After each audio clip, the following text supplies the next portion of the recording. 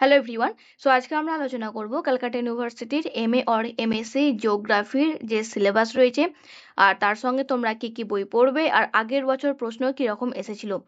প্রথমে যদি আমরা সিলেবাস বলি, এখন তোমরা ওয়েবসাইটে যে সিলেবাসটা পাবে 2018-র এডিশন, তো এটাই কিন্তু তোমাদের সিলেবাস, তোমরা এখান থেকে ডাউনলোড করে নাও। আর এখান থেকে যদি ইনকেস মাইনর চেঞ্জ হয় এই বছর 2025 সালের জন্য, তাহলেও কিন্তু খুব একটা বেশি তোমাদের মেজর চেঞ্জেস আসবে না।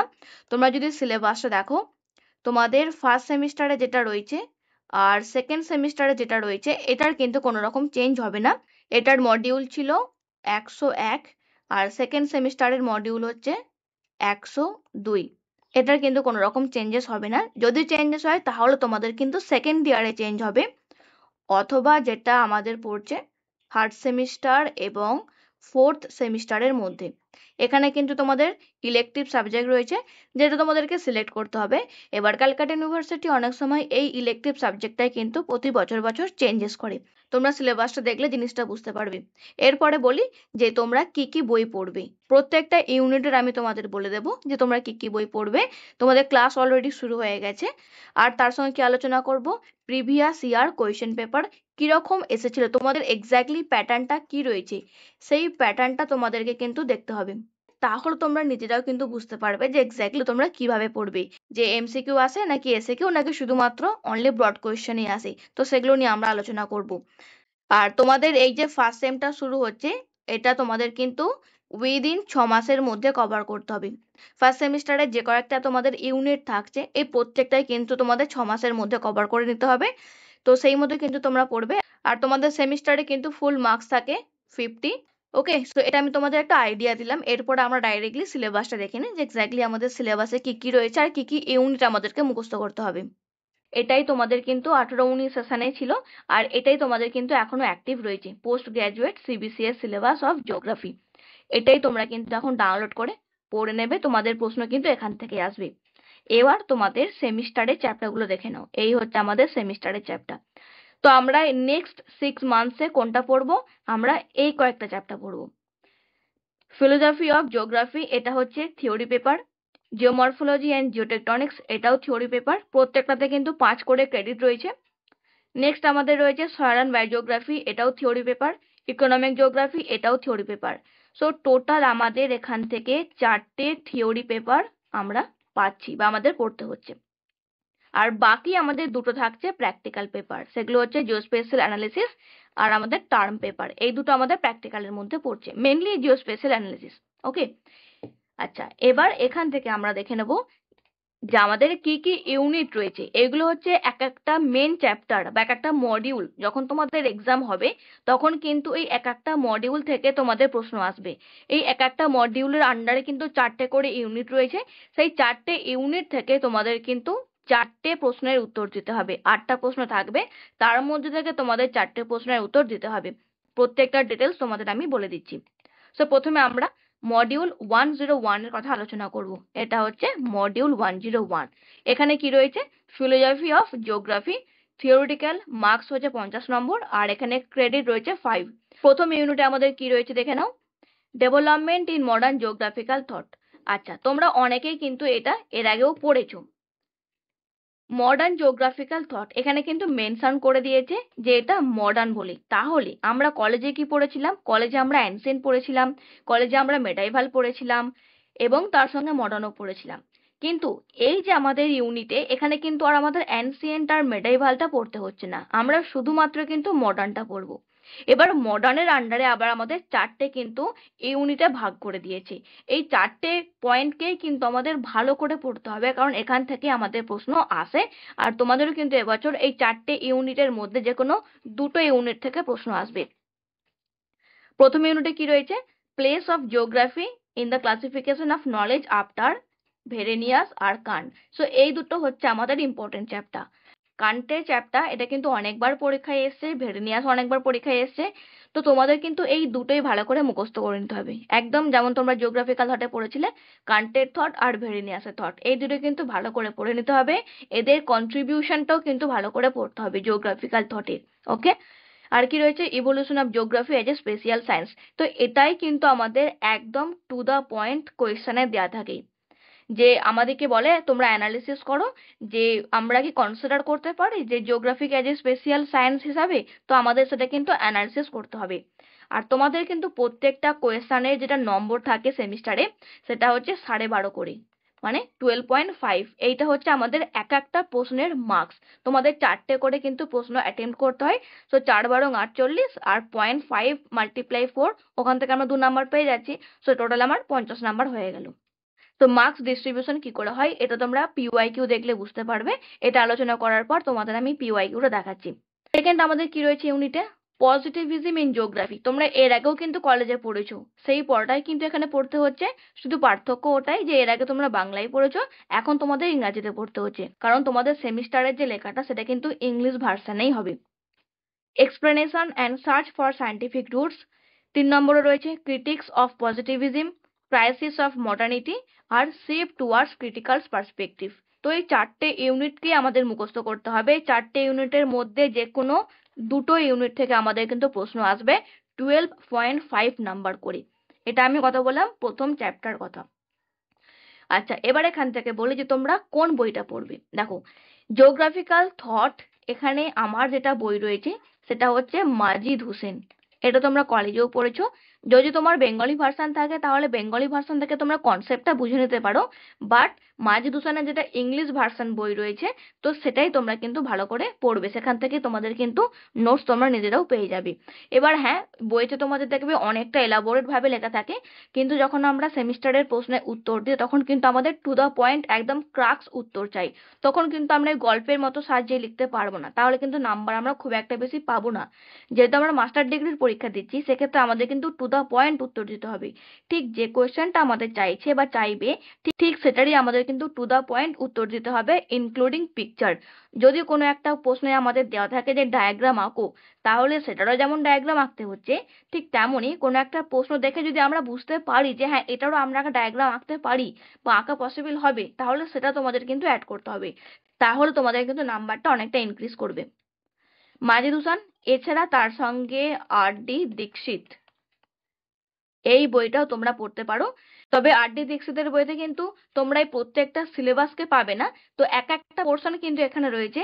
যেমন এখানে কান্টের নলেজটা রয়েছে, এছাড়া আমাদের বিহেভিয়ারাল বা হিউম্যানিস্টিক জিওগ্রাফি রয়েছে, এছাড়া আমাদের জেন্ডার জিওগ্রাফি রয়েছে। তোমাদের আমি দেখিয়ে দিচ্ছি পরপর। তো এইগুলো কিন্তু কিছু কিছু বইতে রয়েছে। তোমরা কলেজেও দেখেছো যে একটা বই থেকে কিন্তু আমরা প্রত্যেকটা জিনিস পাবো না, আমাদের কিন্তু অনেকগুলো বই একসঙ্গে রাখতে হবে। এবার যেগুলো আমাদের ইউনিটে দেওয়া রয়েছে বা যে চ্যাপ্টারগুলো আমাদের সিলেবাসে মেনশন করা রয়েছে, সেই চ্যাপ্টারগুলো কিন্তু আমাদের ওই বই থেকে কালেক্ট করে নিতে হবে। এরপর আমরা ইউনিট 2 তে যাচ্ছি। ইউনিট 2 এ কি রয়েছে এখান থেকে দেখে নাও। ইউনিট 2 এ বলছে এমার্জেন্স অফ ক্রিটিক্যাল পার্সপেক্টিভ, মানে এটাও কিন্তু জিওগ্রাফিক্যাল থটের মধ্যেই পড়ছে। Behavioural and radical and humanistic geography, very very important. এখান থেকে তোমাদের প্রশ্ন কিন্তু আসে। পোস্ট মডার্নিটি, এখান থেকে তোমাদের অনেকবার প্রশ্ন পড়েছে। প্রোডাকশন অফ স্পেস আফটার লেভরে, হার্ভে অ্যান্ড সোজা। তো সোজা থেকে প্রশ্ন 2-3 বার পড়েছে, হার্ভে থেকেও একবার পড়েছে, লেফেব্রে থেকেও একবার পড়েছে। তবে এগুলো অনেকটা পুরোনো সালের। তো নতুন যে নিউ এডিশন, মানে তোমাদের যেটা 2025 সালের যে কোয়েশ্চেন পেপার, এই তিনটের মধ্যে যে কোনো একটা তোমাদের কিন্তু পোর্শন থেকে আসতে পারে। হয় তোমাদের সোজা থেকে যেতে পারে, অথবা হার্ভে থেকে যেতে পারে, অথবা লেফেব্রে থেকে যেতে পারে, যে কোনো একটা যেতে পারে, কিন্তু তোমাদের পড়তে হবে তিনটেই। না হলে কি হবে, ইন এনি কেস যেটা পড়লে সেটা থেকে যদি না দিয়ে যদি অন্য থেকে দেয়, তখন তোমাদের কিন্তু একদম মানে তোমার 12.5 নাম্বার কিন্তু পুরো মাইনাস হয়ে যাবে। নেক্সট আমাদের বলছে cultural turn, feminist geography, space place and identity, chronological geographies of gender. So এই দুটোই তোমরা কিন্তু আর.ডি. দীক্ষিতের বই থেকেও পেয়ে যাবে, তোমরা মাজিদ হোসেনের বই থেকেও পেয়ে যাবে। এগুলো আমি তোমাদের চেষ্টা করবো একটা আলাদা স্টাডি গ্রুপ খুলে তোমাদের আমি সেগুলো দিয়ে দেবার। নেক্সট আমাদের কি রয়েছে দেখো, ইউনিট 3 তে কি বলছে, চেঞ্জিং ট্রেন্ডস অ্যান্ড ডাইমেনশন। অর্থাৎ এখানে জিওগ্রাফিক্যাল থটের যে ডাইমেনশন কি কি দিয়েছে দেখো, জিওগ্রাফি অফ ইনইকুয়ালিটি, অসাম্যতা। যে জিওগ্রাফিতে আমরা অসাম্যতা কোথায় কোথায় দেখতে পাই তার প্রত্যেকটা আমাদের কিন্তু ডাইমেনশনকে পড়তে হবে। কোয়েশ্চেন কিন্তু ঘুরিয়ে তোমাদের দেবে এই ইউনিট 3 থেকে। Colonial and post colonial interpretation in geography, তো এটাও তোমাদের পরীক্ষায় অনেকবার প্রশ্ন পড়েছে এই চ্যাপ্টার থেকে। Geography in the era of globalization, political economic perspective in spatial relations, আর select ideas of environment and human geography, contesting environment and socializing natures. তো এই চারটের মধ্যে থেকে তোমাদের যে কোনো দুটো কোয়েশ্চেনে কিন্তু আসছে, সেম অ্যাজ আমাদের ইউনিট 2। এরপরে আছে আমাদের ইউনিট 4। ইউনিট 4 এ কি আছে দেখে নাও, contemporary pedagogies and research frontiers in geography. তো এর আন্ডারে যে ইউনিট রয়েছে 4.1, এখানে বলছে রিভাইভাল অফ ক্লাসিক্যাল প্যারাডাইম। এখান থেকে তোমাদের কিন্তু PYQ তে প্রশ্ন এসেছে। New social geographies, clustering and segregation, hybrid geography, mental map, very very important, and local imaginaries. Next, geography of power and regional identity, special dimension of political ecology. So এইটা হচ্ছে আমাদের মডিউল 101। এই module 101 এর আন্ডারে তাহলে আমার কটা chapter হলো, ইউনিট 1, ইউনিট 2, ইউনিট 3 আর ইউনিট 4। আর প্রত্যেকটা ইউনিট থেকে আমার কটা করে প্রশ্ন আসছে, দুটো করে কিন্তু প্রশ্ন আসছে। তাহলে তোমাকে অ্যাটেম্প্ট করতে হচ্ছে কটা প্রশ্ন, টোটাল 8টা প্রশ্ন। ওকে, নেক্সট আমরা যাব মডিউল 102, জিওমরফোলজি অ্যান্ড জিওটেকটনিক্স। এখানেও কিন্তু থিওরিটিক্যাল মার্কস 50 নম্বর আর 5 ক্রেডিটস করে রয়েছে। তো এটা তোমরা কোন বই থেকে পড়বে, এটাও তোমরা মাজিদ হোসেনের বইতে পেয়ে যাবে। মাজিদ হোসেনের যে জিওমরফোলজি বই রয়েছে তোমরা সেই বই থেকে কিন্তু পেয়ে যাবে। Next, unit 1, concept in geomorphology, spatial scales, temporal scale, related concept যেগুলো আমাদের থাকে জিওগ্রাফিতে, morphogenetic region, measurement and monitoring of landforms evolution, plate tectonics theory. Unit 2 তে রয়েছে rivers and river basin, river hydraulics কি, ফ্লো এনার্জি কি, catchment process. Unit 3 তে বলছে ইভলিউশন অফ ল্যান্ডফর্মস মানে ভূমিরূপের যে পরিবর্তন, কোস্টাল মরফোডাইনামিক ভেরিয়েবলস মানে উপকূলবর্তী অঞ্চল, পেডিগ্লেসিয়াল ল্যান্ডফর্মস থেকে প্রশ্ন আসবে, প্লিস্টোসিন পিরিয়ডস, এছাড়া planetary geomorphology with special reference to moon and Mars. আর কি রয়েছে, applied geomorphology, application of geomorphology in feasibility assessment of engineering and industrial projects. মানে আমাদের অ্যাপ্লিকেশন গুলো লিখতে হবে। অ্যাপ্লিকেশন মানে কি, আমরা কোথায় কোথায় ব্যবহার করতে পারি। নেক্সট রয়েছে factors, vulnerability, consequences, management of earthquake, tsunami and landslide. So এখানে 3টে পয়েন্ট বলে দিয়েছে, ভূমিকম্প, সুনামি আর আমাদের ভূমিধস বা landslide. Then factors, vulnerability, consequences, management of river bank erosion. এখান থেকে তোমাদের অনেকবারই প্রশ্ন এসেছে, স্টর্ম, সার্জেস অ্যান্ড ফ্লাডস আর principal of integrated coastal management. Okay, so এটা হয়ে গেল আমার ইউনিট 4। এরপর আছে আমাদের soil and biogeography. Soil and biogeography এটা তোমরা সাবিন্দর সিং এর বইতেও পেয়ে যাবে। ইউনিট 1 এ কি বলছে দেখো, soil as a component of biosphere, concept of land and soil, plant water soil relationship, biofunction of soil, soil organic matter, soil mineralogy, soil nutrients, soil degradation and pollution. তো same তোমাদের পড়া কিন্তু বা same তোমাদের chapter কিন্তু রয়েছে। তারপরে আসছে আমাদের প্ল্যান্ট জিওগ্রাফি, তারপরে জু জিওগ্রাফি, আর আমাদের ইউনিট 4 এ রয়েছে ইকোসিস্টেম অ্যান্ড ইকোলজি।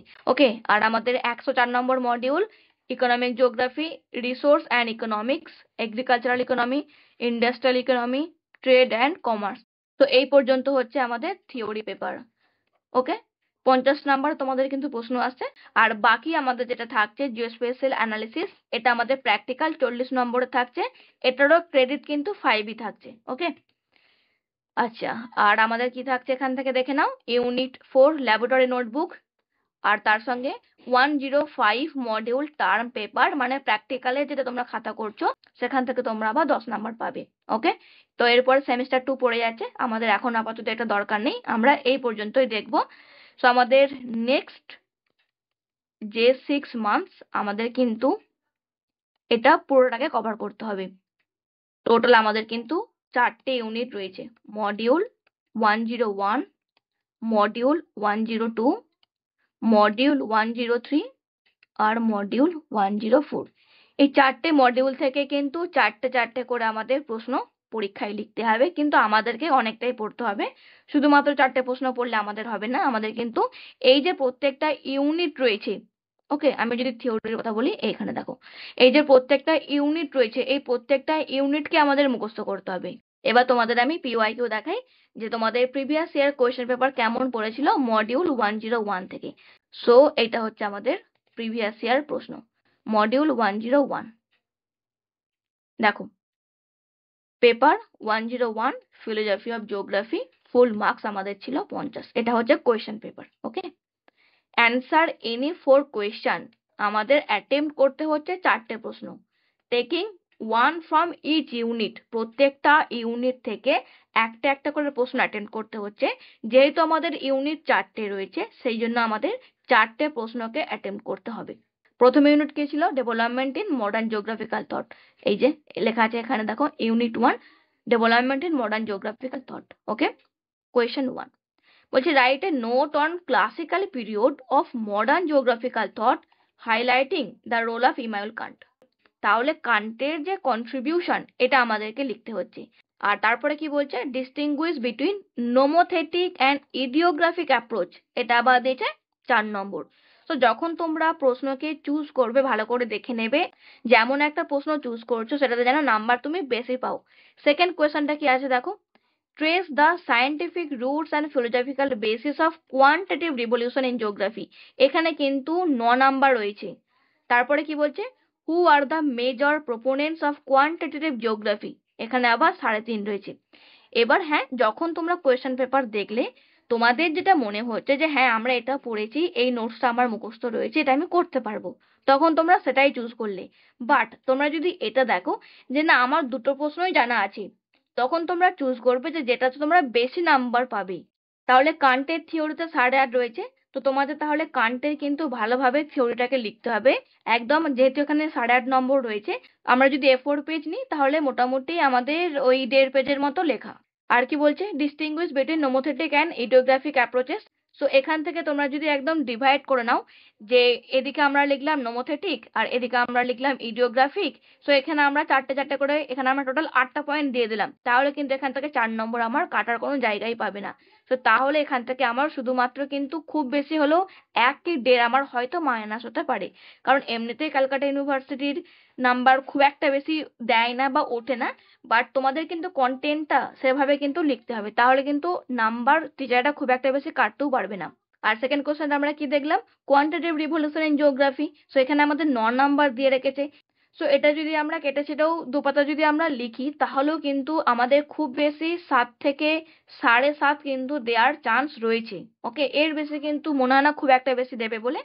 আচ্ছা, নেক্সট কি বলছে? Who are the major proponent of quantitative geography. So এখান থেকে তোমরা 3.5 পেয়ে যাচ্ছ। এখানে আমাদের কোয়েশ্চেনে কি বলেছে দেখো, হু আর দ্য মেজর প্রোপোনেন্টস। তো তাহলে আমাকে কিন্তু শুধুমাত্র কে মেজর প্রোপোনেন্টস এটা লিখলে হবে না, আমাকে তারও কিন্তু আবার ব্যাখ্যা দিতে হবে যে এই ব্যক্তি তিনি বলেছেন, প্লাস তার সঙ্গে তার কিছু কন্ট্রিবিউশন বা তার কিছু সিগনিফিকেন্স, এটাও কিন্তু আমাকে অ্যাড করতে হবে। এইভাবে তোমাদের কিন্তু উত্তরটা সাজাতে হবে, তাহলে তোমাদের কিন্তু নাম্বারটা অটোমেটিক্যালি বেশি আসবে। এরপর আসছে unit 2 emergence of critical perspective. দেখো বলছে critically analyse the views of radical geographers in explaining social relation. তারপরে কি বলছে? Who were the major proponents of radical school of thought. তাহলে এখান থেকে আমাদের কিন্তু একদম 10 নাম্বার দিয়ে দিয়েছে, তাহলে কিন্তু আমাকে একদম পুরোপুরি 2টো পেজ ভর্তি করে লিখতে হবে 10 নাম্বারের জন্য। ওকে, আর মেজর প্রোপোনেন্টস এখানে 2.5 দিয়েছে, কিন্তু তাও আমাকে মোটামুটি হাফ পেজে লিখতে হবে যে কে প্রোপোনেন্ট করেছেন র্যাডিক্যাল স্কুল অফ থট এবং তার সঙ্গে ওনার কি কি কন্ট্রিবিউশন রয়েছে। মিনিমাম তোমরা 2 থেকে 3টে পয়েন্ট দিতে পারো, তাহলে তোমাদের নাম্বারটা কিন্তু অনেকটাই বাড়বে। 4 নম্বরে কি বলছে? Examine the characteristics of post modernity. একদম তোমাদের মাত্রই বললাম যে পোস্ট মডার্নিটি তোমাদের ইউনিট 2 এ দেখে নাও। ইউনিট 2 এ এই যে পোস্ট মডার্নিটি, একদম কিন্তু তোমাদের টু দা পয়েন্ট কোয়েশ্চেন এখানে দিয়ে দিয়েছি যে এক্সামিন করো characteristics of post modernity. 6 number দিয়েছে। সো 6 নম্বরের মধ্যে তোমরা যদি ঠিকঠাক করে লেখো, মানে এক পাতা তোমরা যদি ফুল লিখে নাও, তাহলে 5 নাম্বার তোমরা পেয়ে যেতে পারো। আর চেষ্টা করবে পয়েন্ট 6টা থেকে 7টার মতো লেখার। Okay, next explain the production of space as understood by Soja. দেখো তোমাদের 3টে ছিল, কি কি ছিল? লেফেব্রে, হার্ভে অ্যান্ড সোজা। তাহলে সোজাটা কিন্তু পরীক্ষায় পড়ে গেছে, তাহলে বাকি দুটো আমাদের ইম্পর্টেন্ট। এরপরে রয়েছে unit 3 changing the trends and dimension. 5 নম্বর কোয়েশ্চেন দেখো, what are the dimension of geography of inequality. ভূগোলের যে অসাম্যতার কি কি ডাইমেনশন রয়েছে, তাহলে ডাইমেনশন যেহেতু পড়েছে সেক্ষেত্রে significance important, characteristics important of inequality. আর কি বলছে? Explain the relevance of geography of inequality. এটার আবার রিলেভেন্স কে কিন্তু আমাকে ব্যাখ্যা করতে হবে। প্রশ্নের নাম্বার দেখো 4 + 8.5, তো এই হচ্ছে আমাদের নাম্বার। তাহলে এখান থেকে আমার 4 নাম্বার মানে আমাকে মিনিমাম এখানে এক পাতা লিখতে হচ্ছে। আর 4 নাম্বার মানে তোমরা চেষ্টা করবে 5 থেকে 7টা এখানে পয়েন্ট দেবার। আর রিলেভেন্স অফ জিওগ্রাফিক্যাল ইনইকুয়ালিটি এখানে 8.5 রয়েছে। সো আমাকে তাহলে কিভাবে লিখতে হবে, জিওগ্রাফি অফ ইনইকুয়ালিটি কি তার এখানে ডেফিনেশন দিতে হচ্ছে, তারপরে তার এখানে সিগনিফিকেন্স দিতে হচ্ছে, তারপরে এখানে তোমার যেহেতু ডাইমেনশন বলে দিয়েছি, তো আমরা কিন্তু এখানে ডাইমেনশনটাকে ওই কথায় আর লিখবো না, আমরা তার বদলে কি করতে পারি, একটা স্ট্রাকচারাইজ ডাইমেনশন লিখে যেতে পারি। মানে এখানে মনে করো আমি লিখলাম যে, কি করে দেখো, এখানে মনে করো আমি একটা ডাইমেনশন দিলাম যে জিওগ্রাফি অফ ইনইকুয়ালিটি, এইভাবে আমি 4টে ডাইমেনশন করে দিলাম, এখানে একটা লিখলাম, এখানে একটা লিখলাম, এইভাবে কিন্তু আমি ছকের মতো করে আমি লিখে যেতে পারি। তাহলে কি হলো, খাতাটা দেখতেও একটা অ্যাট্রাকটিভ হলো। তো টিচার কিন্তু তাহলে বুঝতে পারবেন যে আচ্ছা তুমি কোন জিনিসটা বোঝাতে চাইছো, যে একই লেখাকে বারবার না লিখে আমি ডিফারেন্ট স্টাইলে কিন্তু এখানে ড্রয়িং করে আমি এখানে লিখে যেতে পারি। নেক্সট আমাদের 6 নম্বর question, trace the evolution of spatial relation through the process of colonial expansion. Colonial expansion প্রসেসের মধ্যে স্পেশিয়াল রিলেশনটাকে বোঝাতে হবে। তো এটাও আমাদের কিন্তু একদম সেই পরপর লেখা।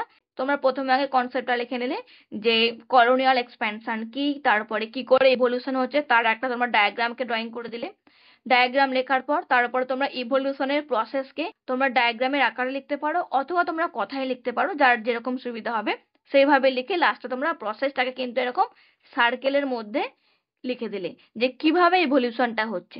তারপরে কি বলছে, identify the economic impacts of colonial dominance আপন উইকার রিজিয়ন। আমাকে এখানে জানতে চেয়েছে ইকোনমিক ইম্প্যাক্টস মানে অর্থনৈতিক দিক থেকে কি কি প্রভাব পড়ছে যে সমস্ত অঞ্চল খুবই দুর্বল এলাকার কাছে রয়েছে। 5.5 নম্বর রয়েছে। তো এটা তোমাদের চেষ্টা করতে হবে মোটামুটি ফুল 1 পেজের মধ্যে লেখার। ইউনিট 4 দেখো, contemporary pedagogies and research frontier in geography. 7 নম্বর question, explain how segregation and clustering over affects the societal fabric. 8 নম্বর রয়েছে, সেইভাবে কিন্তু লিখতে হবে সেগ্রেশন কি করে হচ্ছে আর ক্লাস্টারিং কি করে, মানে দুটোকে আলাদা আলাদা করে কিন্তু লিখতে হচ্ছে।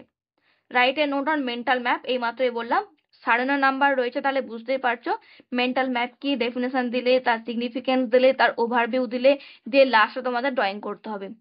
8 নম্বর কোয়েশ্চেন, ডিফাইন পাওয়ার, শুধুমাত্র এটাই 3 নম্বর রয়েছে, তাহলে পাওয়ার কি লিখলে, পাওয়ারের সিগনিফিকেন্স বা ক্যারেক্টারিস্টিক্স দিলে, দিয়ে তোমরা ছোট্ট করে একটা ডায়াগ্রামের মতো কিন্তু একটা এঁকে দেবে। Next, explicate how regional identities have developed over time on the basis of global political এবং তার সঙ্গে কি বলছে ইকোনমিক পাওয়ার রেজিম। সেখানে আমাদের দুটো কিন্তু বেসিসকে দিয়েছে, গ্লোবাল পলিটিক্যাল মানে আমাদের রাজনৈতিক দিক থেকে, প্লাস তার সঙ্গে অর্থনৈতিক অঞ্চলের দিক থেকে। তো এটা আমি তোমাদের ধরে রাখলাম যে তোমরা যদি একদম to the point perfect answer লেখো। এবার কি হয়, পরীক্ষার সময় লিখতে লিখতে আমরা অনেক সময় অনেক পয়েন্ট ভুলে যাই বা আমাদের কোনো জিনিসটা মনে থাকে না, তো তখন তোমাদের কিন্তু নাম্বারটা কমে গেলেও সেটা কিন্তু তোমাদের মিনিমাম 5 থেকে 6-তে আসতে পারে। এবার স্টুডেন্টরা যেমন ভাবে তাদের অ্যান্সারকে সাজিয়ে লিখবে তারা কিন্তু সেই রকম নাম্বার পাবে। ওকে, সো এটা আমাদের ছিল 101 নম্বর পেপার মডিউল। এরপরে এটা হচ্ছে 102 নম্বর পেপার মডিউল। এটা আজকে আমরা আর ডিসকাস করছি না, এটা আমরা নেক্সট ক্লাসে কিন্তু আলোচনা করে নেব যে আমাদের কিরকম প্রশ্ন এসেছে। এখানেও তোমাদের প্যাটার্ন সেমি থাকছে, তোমাদের কিন্তু 4টে প্রশ্নের উত্তর দিতে হচ্ছে, প্রত্যেকটার প্রশ্নের মান থাকছে 12.5 করে, 12.5। ওকে, সো এটা আমরা এর পরের ক্লাসে আলোচনা করে নেব।